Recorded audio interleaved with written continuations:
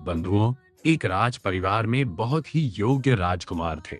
कभी शराब नहीं पीते थे, कोई नशा नहीं करते थे, परोपकारी थे, मृदुभाषी थे।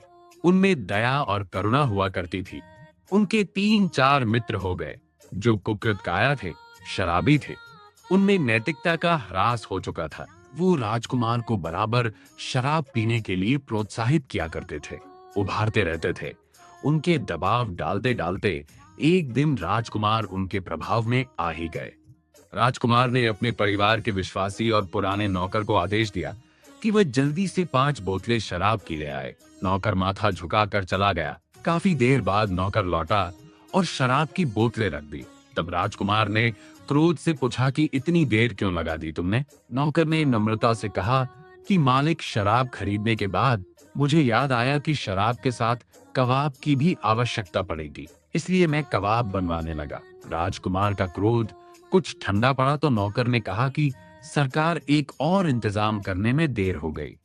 राजकुमार ने पूछा, वो क्या? नौकर ने बताया कि मैंने सोचा कि शराब और कबाब के दौर के बाद मनोरंजन आवश्यक होता है, इसलिए एक वेश्या को भी लेकर आया था। राजकुमार प्रसन्न हो गए। उन्होंने नौकर की सूझबूझ के लिए काफी प्रशंसा की। नौकर ने फिर कहा, सरकार, मैं डॉक्टर भी साथ लेकर आया हूँ, क्योंकि इन सब के उपयोग के बाद प्रायः लोग अस्वस्थ हो जाते हैं। अगर ऐसी स्थिति आए तो डॉक्टर को ढूंढना न पड़े। राजकुमार ने गदगद होकर कहा कि मैं नहीं जानता था कि तुम इतने बुद्धिमान हो।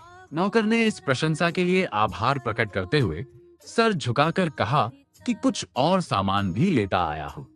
राजकुमार ने प्रश्न भरी निगाहों से नौकर की तरफ देखा और पूछा, और क्या लाए हो? इस पर नौकर ने कहा, 15 मीटर मार्किन और टिकठी के लिए बांस और डोरी भी लेता आया हूँ, जिसकी जरूरत डॉक्टर की असफलता के बाद पड़ती है। राजकुमार यह सुनकर सन्नाटे में आ गए और नौकर से पूछा, क्या शराब पीने के बाद यही परिणाम?